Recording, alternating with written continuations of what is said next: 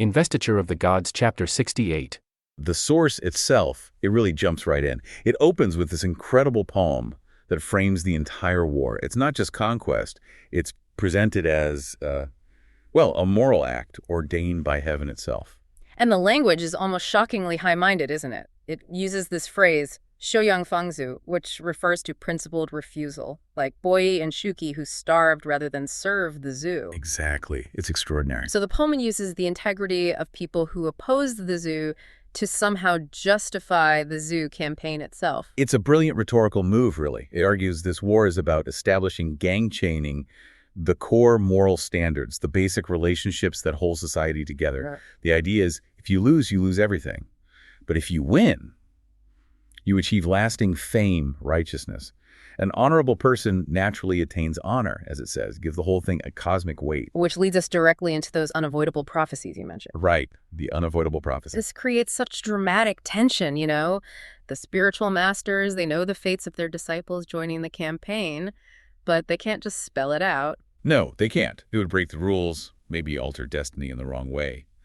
So they speak in riddles, basically. They offer a gatha, a kind of sacred poetic verse. Just enough warning to salve their conscience, perhaps. Probably, but vague enough that destiny still takes its course. So who was the first general to approach his master for this kind of guidance? That was Xuan Tianhua, a very powerful, very heroic figure. He asks his master, the true lord of purity and virtue, about his future. And the master knows his fate? Oh, yes. The master knows Xuan Tianhua is destined for an imminent end. So he gives him this cryptic verse instead of the plain truth. Okay, so what were the key lines? Because you said they were specific, but also, well, vague. They really were. The lines were, do not fight when encountering Gao, and return quickly when meeting Neng. Gao and Neng, specific names, but no context. Exactly. And the final part, look at the head of the golden rooster. When the swarm gathers, you will know the chant. Wow. And how did Xuan Tianhua react? Well, the source material explicitly notes that Xuan Tianhua, being young and heroic, did not take it to heart. Ugh, that's the absolute tragedy of this whole epic, isn't it? He's basically handed his death notice in a poem, but his youth, his confidence, maybe just his sense of duty overrides that warning. He has the free will, technically, but the script's already written. It really raises that fascinating question. Why even give the warning if it can't be avoided? Yeah. It seems the masters prioritize fate, playing out over, saving an individual life. Right. Fate over preservation. Yeah. Okay, so we move from the heroic Xuan Tianhua to a very different kind of general, the much smaller but critical earth-traveling Tu Xingsun. What about his master, fearful Lu Sun? His master's knowledge was even more precise and devastating. He knew Tu Xingsun would die, specifically at the hands of the Shang general Zhang Ku inside the pass. Oof. So he also had to give a veiled warning. He did, the same kind of coded message. And what did that gatha say? It warned him. Do not misuse the technique of earth travel for greed or anger. Pretty direct advice, actually. Okay, that part's clear. But then the imagery gets very bloody. A jumping roebuck bites once, and a fierce beast on the cliff wears red clothes. Wow. That's undeniably a prophecy of a violent end, just wrapped in metaphor. No mistaking it, really. It's just fascinating how the spiritual world deals with these fated deaths, acknowledges them. But then the moment these guys step off the mountain, the focus shifts entirely. Right, back to the mortal realm. Yeah, back to ensuring the moral justification for the war is rock solid. This is where Ziya completely shifts gears. Precisely. After getting the celestial perspective, Ziya returns to formalize the campaign with King Wu. You just can't launch a war this huge without a clear, high-minded political reason. So Ziya gets dressed up, formal gold headdress, red robe, the whole deal, and presents this detailed memorial to King Wu. What was the core message beyond just, we need to fight? It was pure divine mandate. And then maybe some political spin, let's be honest. Okay, the justification was entirely rooted in heaven's will. King Shou of Shang is not respectful of heaven. He's licentious and immoral. He's committing slaughter against the innocent. All the greatest hits of tyranny. You frame him as utterly evil. Utterly. The memorial argues the suffering's gone on for 10 years, and this campaign isn't just conquest. It's the righteous, necessary response to this terrible evil. So the political move is critical here. They're not just conquering Shang, they're exterminating evil for heaven. Does the source give any hints if King Wu or Jiang Ziya truly fully believed that? Or was it just the required rhetoric to unify everyone? I think it had to be both, really. King Wu surely had vengeance and ambition driving him, Sure. but framing it as this cosmic crusade, approved by the immortals, Yeah. well, that makes it almost impossible for any feudal lord to say no, doesn't it? Yeah, good point. Hard to argue with heaven. The goal was stated clearly. They asked King Wu to lead personally, advance into the 5 passes quickly, meet the vassals, and basically observe government in Shang, implying takeover. King Wu was thrilled, approved it immediately. Okay, let's unpack this massive organizational task then. Once the political and moral groundwork was laid, how do you even begin to manage 600,000 men? That number is just staggering. It really is almost unbelievable for the era, 600,000. So Jiang Ziya used a drawing of 4 lots, specifically to assign the absolutely crucial vanguard positions. Drawing lots, Yeah. not based on rank or experience. It seems it was less about established hierarchy and more about immediate visible duty right at the front. Yeah. Maybe a way to manage egos too. Or perhaps fate again. Interesting. And the assignments were a mix, right? Spiritual powerhouses and human warriors. Correct. The first vanguard position. It went to Wang Tianhua, The guy who just got his death prophecy. the very same. Then the left detachment went to Nangong Shi, a loyal Zhu general. The right detachment to Guji, Jiang Ziya's own disciple. And the rear detachment was given to Neza. Neza, the immortal troublemaker. Okay. But what about feeding and moving 600,000 people? That's often where ancient campaigns just fall apart. Who handled the logistics, the supply chain? Also chosen by lot. 3 more generals were picked to be the absolutely vital grain and supply supervisors. Okay, who got those jobs? Yang Jian, another powerful immortal figure, was assigned first transport. And guess who got second transport? Let me guess. Tu Xingsun. Tu Xingsun himself, the fated man who tunnels underground. That is genuinely bizarre. Yeah. A man destined for a violent end is put in charge of, like, the beans and fodder. It really speaks to a kind of brutal pragmatism, doesn't it? Yeah. Use his skills until the moment fate calls. Zheng Lun, known for his mystical snorting technique, handled the third transport. It's almost like Jiang Ziya believes the man's physical skills, his earth traveling, are useful right up until the precise second destiny intervenes. Maybe so.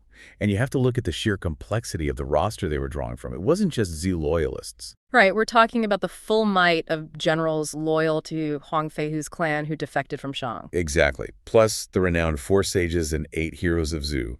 And crucially, defectors like Deng Zhugong and Su Hu, who were former Shang commanders. So the Zhu army was this incredible melting pot of former enemies and longtime allies. A real coalition force. And we can't forget the royal family's personal stake here.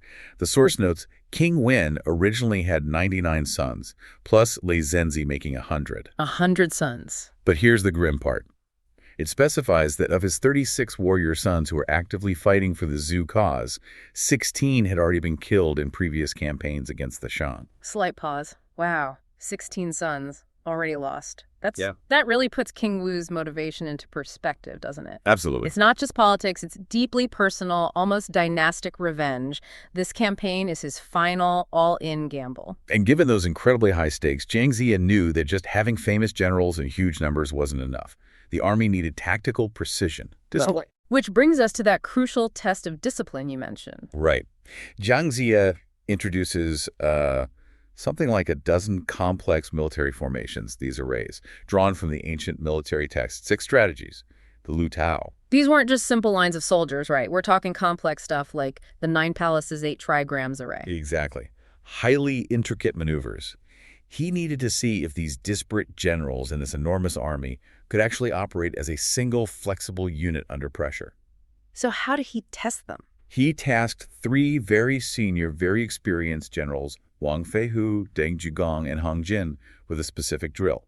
They had to practice the one-word long snake array. Okay. And then, on the signal, the sound of a cannon, they had to instantly transition into the even more complex 6 Jiya bewilderment array. Instantly. And how did that go? Well, the source says the transformation could not be completed in time. Oh, failure. From 3 of his top guys. Jiang Ziya must have been displeased. Displeased is putting it mildly. He was furious.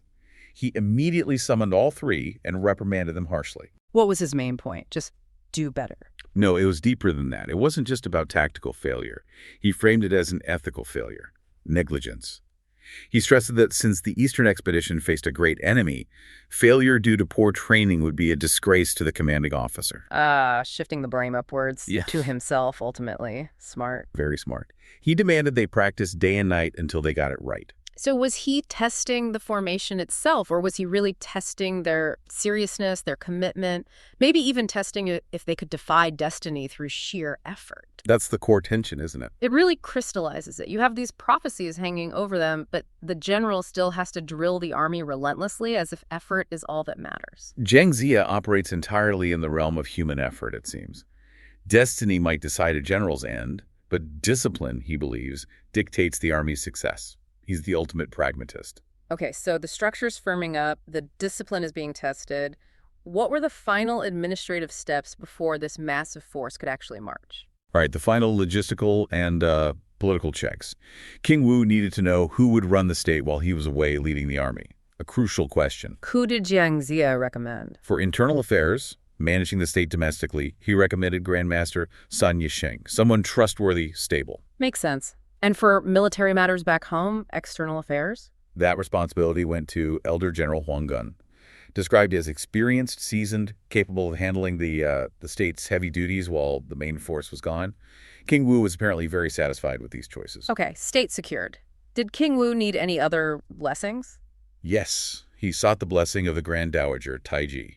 She gave her full confidence, especially placing her trust in Ziya. So all systems go. All systems go. And then the ultimate moment arrives. The commitment is made. The 600,000 troops marched out of Western Qi. When was this? On the 24th day of the 3rd month, in the 30th year of King Zhu of Shang's reign. The source describes the departure as incredibly grand, a sea of banners, iron cavalry, King Wu himself leading from the front. A real sense of divine authority. Absolutely, with the assurance that heaven and earth are truly impartial, implying their cause was just. And suddenly, everything just stops. Yeah, grinds to a halt. And why? Because two guys, Bo Yi and Shu Qi, are literally just standing in the road blocking the way. Not soldiers. No, not at all. They look completely different. Simple robes, hemp sandals, silk sashes. They look like scholars, like gentlemen philosophers. And they're not armed. Nope. Their challenge is purely about ideas, about philosophy. They demand to talk to King Wu and Ziya. Okay, so what's their argument? What principle are they standing on, quite literally? It boils down to absolute loyalty. The core idea is a son shouldn't talk about his father's faults. A minister shouldn't expose his lord's evils. Wow. Yeah, they're saying you just don't attack your ruler, even if he's terrible. The right thing to do, the highest loyalty, is to advise peacefully, try to reform things from within, not wage war. So they're not defending King Zhu's actions. They're defending the idea of order, of the system itself. Precisely. They even bring up the past. They remind King Wu, look, your own father served the Shang loyally. To attack now looks, well, it looks treacherous, opportunistic. And they pose this incredibly sharp question. If you, Zhu, really have this utmost virtue and benevolence you claim, shouldn't that goodness be strong enough to change the bad king? Why resort to violence if you're truly virtuous? Oof, that's a heavy challenge. It attacks the very moral basis of the whole campaign. How does Ziya even respond to that? He can't just brush it off. No, he can't. And he doesn't. He acknowledges their view but calls it one-sided. Ziya's brilliance here is shifting the definition of loyalty. How so? He moves it from loyalty owed by a minister up to a king to the loyalty a leader owes down to the people. He talks about the suffering masses, how they're basically sitting in water and fire, how society is falling apart. Okay. So it's less about the ruler, more about the ruled. Exactly. And this is where he drops that really famous line, the one that changes everything. Heaven sees through our people's sight. Heaven hears through our people's hearing. Right. The mandate of heaven isn't just the king's anymore. It's channeled through the people. So Ziya argues this war isn't disloyalty. It's actually carrying out heaven's judgment, which the people themselves are demanding through their suffering. If Zhu didn't act, that would be betraying heaven. That's quite a reframing. Yeah. Revolutionary almost. Yeah. But Bo Yi and Shu Qi, they don't just accept this and step aside, do they? Not a chance. They actually kneel down right in front of the war horses, grab the reins, physically stopping them. They accuse the leaders again, disloyal for attacking a lord, unfilial because King Wen isn't even properly buried yet. They warn this whole venture will make Zhu a laughingstock for future generations. The soldiers must have been furious. Oh yeah, they wanted to cut them down right there. But Ziya steps in immediately, and here's another clever move. He stops his men, and he calls Bo Yi and Shu Qi righteous men of the land. Jiang Ziya. He calls them righteous, Yeah. even though they're actively trying to stop him. Yes. He honors their commitment to their principle, even while rejecting their conclusion. By calling them righteous, Ziya shows everyone his troops, the watching world, that Zhu respects virtue, respects loyalty. But that Zhu's definition of virtue right now involves saving the people. Exactly. It subtly reinforces his own position while appearing magnanimous. He orders them escorted away, unharmed. And their story doesn't end there, does it? It becomes this enduring tragedy. Wait. They go into Shuyang Mountain, refuse to eat any grain grown under Zhu rule. Zhu millet, they call it. They live on ferns, singing this lament about loyalty and, well, they starve themselves to death, sticking to their principles. It's a powerful, sobering story. A reminder that even a just war has profound costs. Okay, so the army gets past that moral hurdle, but now they immediately hit a physical one. They reach Jinjil and Golden Rooster Ridge, and bam, there's a big Shang force waiting. Yeah, the mood shifts instantly. From philosophy back to cold, hard warfare, Ziya sends out his left flank commander, a guy named Nangongxi, to take them on. And this first fight, it doesn't go well, does it? It's a disaster, honestly. Yeah. Nangongxi fights the enemy general, Wei Ben, for about 30 rounds, but he's clearly outmatched. The text says he's sweating badly, a bad sign, and he gets captured alive. Captured. Yeah. The first engagement. That's terrible for morale. Awful. But then there's a twist. Wei Ben, the Shang general who just beat him, he lets Nangongxi go. Lets him go. Why? He just says he wants to talk to Jiang Ziya directly. That's it. Sends him back. Okay, so Nangongxi comes back, defeated. Ziya must be furious. Furious is an understatement. Ziya's reaction is incredibly harsh, almost shocking. He sees this initial failure as a huge blow to their momentum, their psychological edge. He says Nangongxi has first frustrated our sharpness. And what does it do? He orders Nangongxi bound and taken outside the camp to be executed immediately. Executed for losing one fight. Yes. It seems brutal, but Ziya is sending a message. In this campaign, at this critical stage, failure is simply not an option. There's no room for error. But is it just punishment? Or is Ziya playing a deeper game here? Oh, it's almost certainly calculated. Think about it. This public display of absolute intolerance for failure, this ruthlessness, who might be watching? Wei Ben, the general who wanted to talk. Exactly.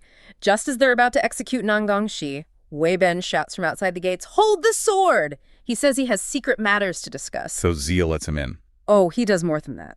Ziya stages a performance. He marches out with his elite guard, but also showcases his biggest hitters, Neza, on his windfire wheels, Le Zinzi, the thunder god, Wei Hu. It's this overwhelming display of power, discipline, and, well, divine backing. Showing Wei Ben what he'd be up against. Yeah. Or what he could join. Precisely. And Wei Ben sees it all, the order, the power, the Xinglong Ziza, the auspicious sign of their rise. He gets it. He realizes Zhu is going to win. He immediately dismounts, bows low, and announces he wants to defect to serve Zhu. Just like that. Wow. So Ziya turned a potentially disastrous defeat into a major recruitment victory. What happens to Nangongxi then? Does Wei Ben ask for his life? He does, and Ziya grants it. He spins the whole thing beautifully.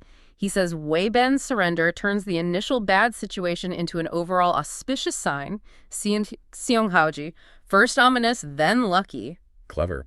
So Nangongxi lives. He lives, but he's demoted. He becomes just a regular general under Ziya's direct command. And Wei Ben, the defector, Ziya immediately makes him the new left flank commander, gives him the official seal and everything. Talk about a shakeup. It shows Ziya values competence and seizing opportunity above almost anything else, doesn't it? Absolutely. Loyalty is good, past service is noted, but right now, proven ability and contributing to victory, that's what gets you promoted. Okay, so Ziya's shown he can handle moral dilemmas and military setbacks with ruthless pragmatism. But news travels. Back in Zhaoge, the Shang capital, King Zhu hears about his general Zhang Shan dying, and now another commander, Hong Jin, defecting. Things are looking bad. Yeah, the conventional approach clearly isn't working against Zhu, and this is where a key advisor, Fei Lian, steps in. He tells King Zhu something crucial. He points out that Jiang Ziya isn't just some clever general. He's a Kunlun Zushu Zishi, a Kunlun Taoist master. Ah, That changes the game, doesn't it? What does that mean in practical terms? It means Ziya has access to powerful, organized magic. He's got disciples who can wield supernatural forces. Fei Lian basically says, Your Majesty, you can't beat this guy with regular soldiers anymore. You need a specialist. A magical countermeasure, like fighting fire with fire, literally perhaps. Exactly. And Fei Lian knows just the man, Kong Xuan, the commander at Sanchuan Pass. He recommends him specifically because Kong Xuan is a master of the 5 elements Taoist arts, the Daoshu. The 5 elements: earth, wood, water, fire, metal. Why is that specific skill set needed against Kunlun magic? Because the Kunlun tradition often involves manipulating natural forces, energy, qi. The 5 element system, the Wuxing, is seen as the fundamental framework for understanding and, crucially, controlling or neutralizing those very forces. Kong Xuan is basically the Shang's best bet for someone who can go toe-to-toe with Ziya's magical backup on their own terms. Okay, so King Zhu must jump at this, right? Immediately. He issues a royal decree giving Kong Xuan incredible power, a ceremonial axe, a banner, special flags, full authority to capture King Wu and Jiang Ziya, bypass the normal chain of command, and basically pacify the West, take charge. And Kong Xuan accepts. Without hesitation, he mobilizes a huge army, 100,000 troops, and heads out. He meets up with Han Rong, the governor at Sishui Pass, and he sounds supremely confident. Oh, what does he say? He pretty much dismisses Ziya's successes so far. He vows he will surely capture Jifa King Wu and his ministers. He knows this isn't about standard battles anymore. It's about taking out the leadership, likely using his special skills. So he's not planning on just holding a defensive line. Not at all. He marches his massive force straight to Jinjiling, the exact place Ziya just had his victory and recruited Wei Ben. Kong Xuan sets up his own huge camp right there, ready for a direct confrontation. Wow. The moral argument is done, the initial military tests are passed, and now the conflict escalates to a whole new level. It's magic versus magic.